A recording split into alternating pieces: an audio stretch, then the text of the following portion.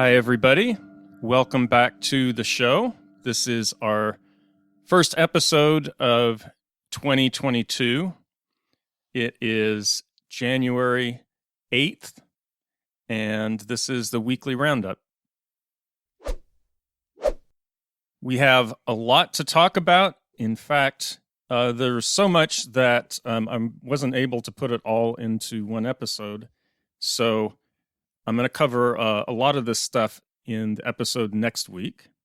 In particular, one thing I want to note, though, is there's been a real acknowledgement in the media about a lot of things that that people in the independence movement have been saying for a long time, long before I was ever active or interested in this topic.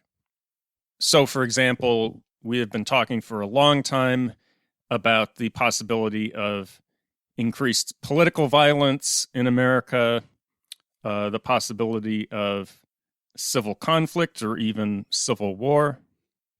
We've talked about the rising authoritarianism and fascism in the country, just generally pointing out how unstable a country the United States is.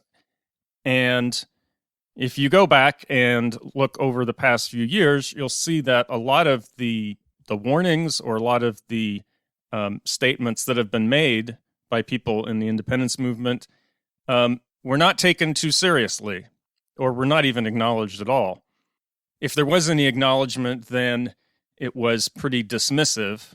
There was a lot of talk like you're being really alarmist, you're being crazy, that would never happen. Please shut up about this. And what we're really seeing, especially the past, I would say, 2 weeks, is a lot of these topics, things that we've been saying for a long time, are now breaking through into really mainstream media. And when I say mainstream media, I mean the really mainstream media. I mean outlets like the New York Times, Washington Post, the major cable news stations, major periodicals and magazines like The Atlantic and Newsweek. That's just the first thing I want to mention. And I was going to go over a number of these things, but honestly, the list got to be so long that by the time I was to enumerate all of them and do some research and get some links and think about things, it was really going to be a big process to do that. So I'm going to save that for next week. For today, since we are 2 days after the anniversary of January 6th, I want to say a few things about this and provide some resources about this. There is still a lot of confusion, I think, about how we should conceive of what happened a year ago, how we should think about it and process it, what terminology we should use. So I want to get into that just a little bit today. And I'm going to start with, what terminology should we use to describe what happened? There's been a lot of debate about this, especially in the mainstream media. Should we use insurrection, coup, attempted coup, riot, or on the right wing, they just want to say it was a protest. So there actually is a research center that focuses specifically on coups, specifically on coup d'etats. In fact, they have categorized and studied all of the coups or attempted coups that have occurred in the world, anywhere in the world, since 1945. So this is from the Klein Center for Advanced Social Research, and I'll provide links to this in the notes. They have a project which is called the Coup d'Etat Project, CDP. And I just want to read just a little bit about the description of this project. This is just one aspect of what they do. They study all sorts of different things. They study democracy and dictatorship. They study law enforcement conflict processes. ethnic and religious identity, natural disasters, science, news. So they cover a lot of different things. So this is just one of the things they do. But I think it's really important because they have done a lot of work on this, and they really take seriously how they classify events. So here's a quote just from their coup d'etat project webpage. So they say, quote, "Coup d'etat are important events in the life of a country. They constitute an important subset of irregular transfers of political power that can have important and enduring consequences for a country's well-being. Despite this, social scientists have yet to compile a well-documented inventory of coups that is global in scope. There are a number of data sets that feature a comprehensive list of coup events. However, these data sets are not well documented, nor do they effectively detail neither the type of coup event that took place, nor the initiators of the coup. Therefore, the objective of the Coup d'etat project, CDP, is to compile for 165 countries in the post-World War II era a more comprehensive listing, documentation, and categorization of coups that can be used by researchers. Version 2.0 of the CDP dataset encompasses 943 coup events, including 426 realized coups, 336 attempted coups, and 181 coup conspiracies that occurred between 1945 and 2019. So that is a 75-year period. So one thing just to notice here is that coups are a pretty common event if you're just looking from a global perspective. I mean, this is saying that there's about a dozen of these that happen a year, and roughly half of those are successful. They're realized. So this is not some abstract, esoteric topic that they're pontificating about. They have a number of real events to consider here and to study. Now, the most recent data set that they have only goes up to 2019. So obviously that would not include January 6, 2021. But they do have a statement regarding the events that took place on that date at the Capitol. And I would assume that the next version, whether it's, 2.0 something or 3.0, whatever, would include this in there. But this is their statement on what happened that day and how they classify it, the terminology that they have chosen to use, and why they've used that classification. And what I really want to get across with this is this so-called debate in the media and among the public and everyone about, well, what should we call it? Was it really this or was it really that? It's not really that much of a debate in the academic or scholarly community. It just isn't. And so it's kind of like a phony debate that's just being had in the media. So they have a bottom line here, which is very short, and then I'll pick out some other things that they have below that. Bottom line, using the Klein Center's coup d'etat project definitions, the storming of the U.S. Capitol building on January 6, 2021, was an attempted coup d'etat, an organized, illegal attempt to intervene in the presidential transition by displacing the power of the Congress to certify the election. Specifically, at the time of this writing, so to be clear, the time of this statement is January 27, 2021, so almost a year ago. At the time of this writing, we classify it as an attempted dissident coup, and I'll go over kind of exactly what that means in a sec. I believe that given what we know since last January, that they may change that categorization. And I'll explain why I think that. So going into more detail about what they say below this bottom line statement. Labels matter when it comes to political violence because each type has distinctive consequences and implications for societal stability. Coups and attempted coups are among the most politically consequential forms of destabilizing events tracked by the Klein Center. 2 days after the storming of the Capitol, the Klein Center released a provisional statement describing the categories of political violence that might be used to characterize the event. At that time, evidence relevant to 2 of the 5 coup d'etat project event criteria was ambiguous. Over the past 2 weeks, new evidence reported in multiple news sources, including court documents and first-hand accounts, has clarified what happened on January 6th. Now, they go on to describe what they define as a coup. And I'm going to go over this really quick because I think it's important that we understand exactly what they're saying.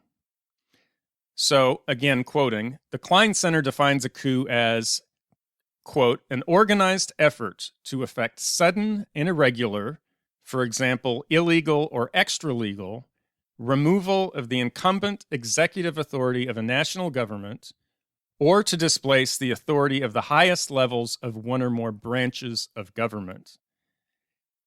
To be categorized as a coup, an event must meet the following criteria. Now, they have 5 criteria here, and I'm going to list the 5. So, number 1, there must be some person or persons who initiated the coup. Number 2, the target of the coup must have meaningful control over national policy. Number 3, there must be a credible threat to the leader's hold on power. Number 4, illegal or irregular means must be used to seize, remove, or render powerless the target of the coup. Number 5, it must be an organized effort. And then they say that coups are grouped into 3 general broad categories. Coups that are planned but thwarted before action are called coup conspiracies. Once action is taken against a target, it may fail, in which case it is an attempted coup. If the authority of a target is seized or removed, it is a successful coup. Going further down, as explained in the Klein Center's provisional statement, the storming of the U.S. Capitol on January 6 clearly met the first 3 definitional criteria. One or more persons posed a credible threat to the power of the legislative branch to determine national policy. I'm just going to pause for a second and say that it is really disconcerting how much of the American population is in denial of this kind of basic fact. One or more persons posed a credible threat to the power of the legislative branch to determine national policy. I mean, it was pretty clear. They were there to disrupt the counting of electoral votes, and they succeeded in doing that. They didn't succeed permanently, but they did disrupt the proceedings. So, to me, this is clear, and the fact that this is still a debate is, as I said, it's really disconcerting. Continuing on, they clarify a little bit the difference between their provisional statement and their current statement. However, it was unclear at that time whether the attackers were trying to merely disrupt the process of governing or were attempting to change who controls the government. It was also unclear whether the assault on the Capitol was spontaneous or had been organized in advance. Over the past few weeks, Klein Center researchers have reviewed voluminous reporting about the event, including official documents, quotes from participants, and analysis of details in videos and images. This additional evidence clearly demonstrates that the 2 remaining criteria were met, unquote. And I would just add to this that, remember, this is only what they knew in January 27 last year. And think about everything we've learned since then. All right, now I'm going to get into what I think are some of the most important parts of this statement, because there's been a lot of discourse about the motivations or the intentions of the people that were involved. You'll see a lot of people say it was just a riot that got out of control, or, it was just a protest that got out of control, but we don't know. These people, they didn't really mean to do anything. So here is part of the statement that they say. Quote, the Save America March rally that immediately preceded the attack on the U.S. Capitol building was thematically focused on changing the outcome of the 2020 U.S. presidential election. Okay, I'm going to stop right there. This is something that needs to be stressed. The whole focus of the rally, the whole focus of the march was that we need to change the outcome of the presidential election. That was clear. And as they say here, that does not mean that everybody who was there was intending to disrupt the Congress. But it does mean that that was the focus of the march. That was the focus of the rally. Continuing with what they say, quote, that alone does not mean the people who stormed the building intended any more than temporarily disrupting the normal operations of the U.S. Congress. Klein Center researchers paid careful attention to evidence that might clarify the intentions of those involved in assaulting the U.S. Capitol building. Our team has concluded from publicly available reporting that one or more groups attempted to intervene in the presidential transition in order to extend President Trump's time in office past the constitutionally imposed limit of January 20th, 2021. Ample evidence demonstrates that one or more groups within the ranks of those who illegally entered the Capitol intended to usurp congressional authority to certify the election, arrogating control of the transition to themselves or to the executive branch. This would change who controls the federal government rather than merely disrupt the process of governing. Unquote. And that is really the key here is, although not everybody may have had these intentions when they went there, there were definitely people among those who breached the Capitol that was their intent. And I'm sorry, if you're denying that, then you're just denying facts at this point. Now I'm going to give their explanation of why they call it a dissident coup and what that means. So they say, quote, at the time of this writing, the groups and individuals known to have organized and planned this coup attempt fall clearly into the category of dissidents. In the Klein Center typology, a dissident coup is initiated by a small group of discontents that can include former government officials, religious leaders, business owners, or civilians. If ongoing investigations by legal authorities and news organizations reveal credible evidence that other types of actors were involved, then it might also fall into one or more additional categories of coup d'etat. Unquote. Now, they're going to say, the next statement I'm going to read is really important because, as I said, a lot of information has come out and a lot more is going to come out in the next several months. So here's the next statement that they say. This is super important. Quote, for example, if further investigation were to reveal clear evidence of executive branch involvement, then the events of January 6 would also be considered an attempted auto coup. Under Klein Center definitions, an auto coup occurs when the incumbent chief executive uses illegal or extra-legal means to assume extraordinary powers, seize the power of other branches of government, or render powerless other components of the government, such as the legislature or judiciary. Unquote. I would say, and this is just my personal conclusion now, that we already have enough evidence that meets that criteria. I think we have enough clear evidence that the executive branch was involved, that the Trump administration was involved, and that this was, in fact, an attempted auto coup, or sometimes it's also referred to as a self coup. So that is the statement from what is probably one of the most authoritative sources on the classification of these types of events. So when you hear people in the media, whether it's on the right, the center, or sometimes the left, saying this was not an attempt to overthrow the government, this was not an attempted coup, they're simply wrong, okay? And there's not much else to say about it. The last point I want to make about this is that what happened on January 6th should not be looked at as an isolated event. I think especially in the weeks and months immediately after it, there was a tendency to focus on, what happened that morning and what happened that afternoon and so on, which is important. But I think you have to really look at that day as kind of the culmination of weeks and months of planning and other kind of events before. And when you look at it in that context, then you really get a bigger picture of what was involved. And there's a really good article on this by Sidney Blumenthal in The Guardian. Now, I will be the first to say I am not the biggest fan of Sidney Blumenthal. He's a former advisor to both Bill Clinton and Hillary Clinton.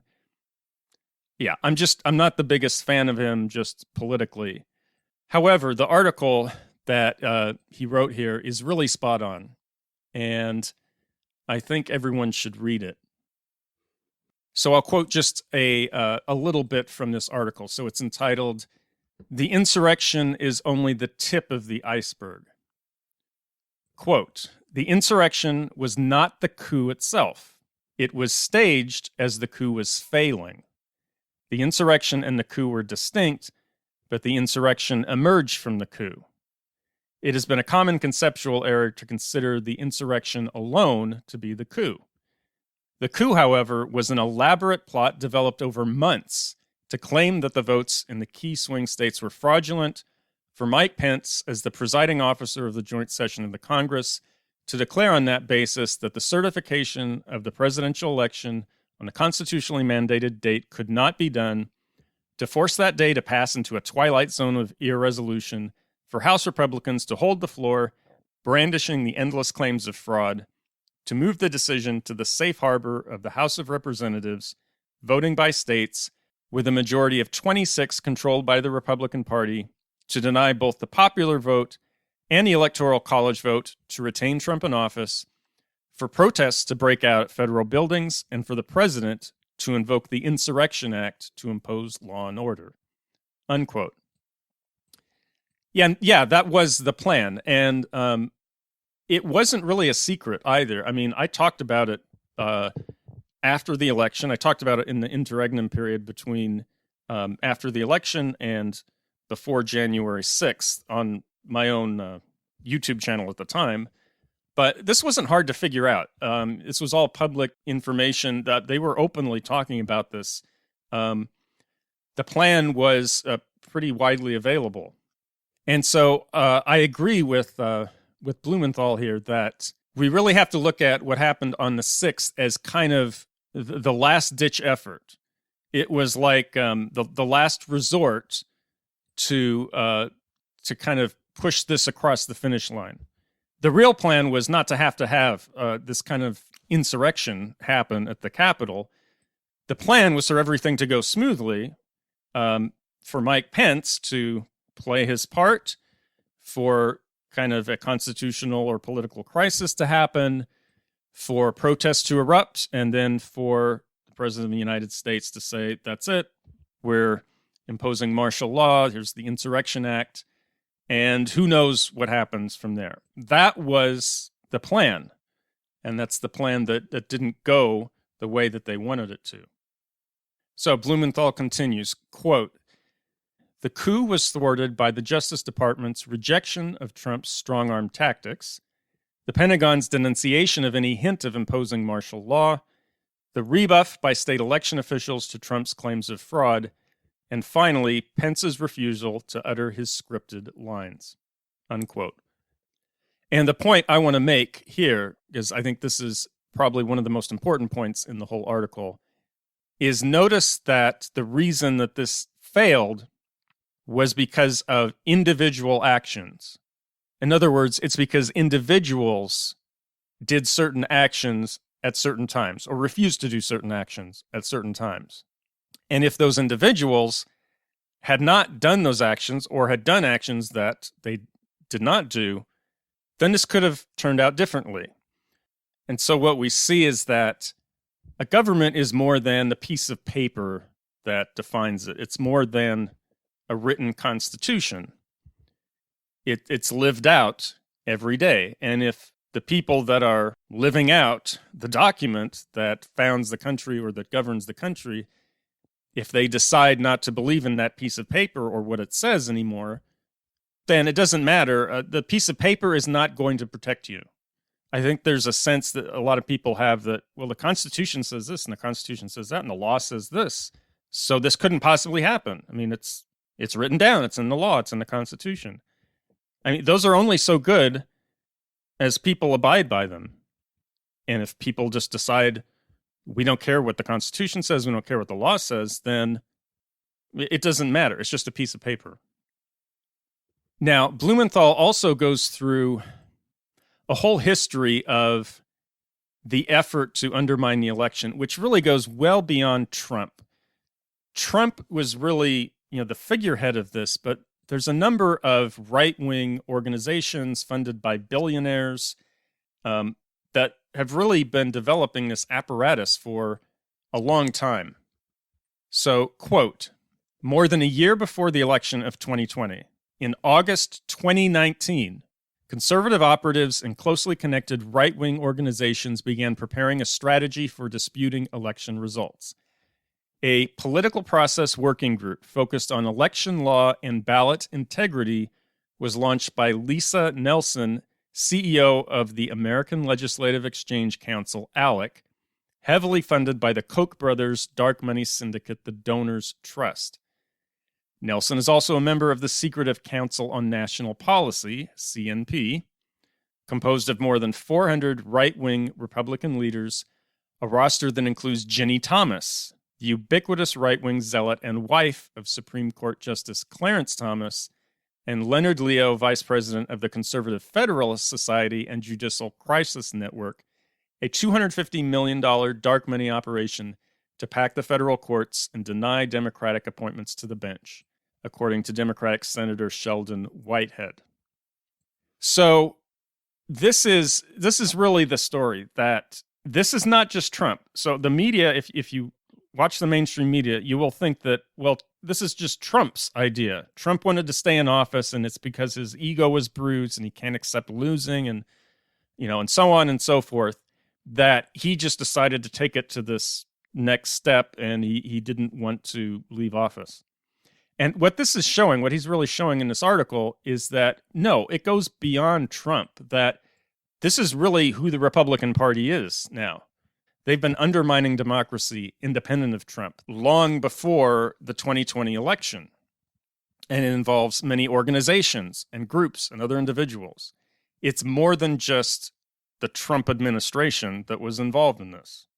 So Blumenthal concludes this part of the article, quote, the sweeping nature of the coup involving Republican operatives, major Republican donors, organizations, and members of the Congress is starkly laid out in documents the House Investigating Committee has obtained under subpoena, unquote. And I hope this is what we're going to be finding out in the next few months. I've been kind of critical of the committee because it seems to me they're dragging their feet, and I'm really, really skeptical just because of American history and the history of institutions. I'm really skeptical that anyone in power is really going to be held to account, because the elites really do not like to hold each other to account, because once they do that, they know that that sets a precedent that can be used against them, because they know that a lot of them have done similar illegal things, and so they don't want to start that precedent. But I hope we do find out about a lot of the things that he's detailing here. So that's what I wanted to go over today. I just wanted to make sure that there's clarification that in the academic and scholarly world, there's really no debate about how to classify what happened on January 6th, and that what happened on that day is really part of a broader project and a broader effort that went on. It was just the culmination of what had been going on for weeks and months before. And next week, I will go over many of these topics and issues and ideas that are finally being discussed seriously in the mainstream media. So until then, have a good weekend, and I will talk to you later.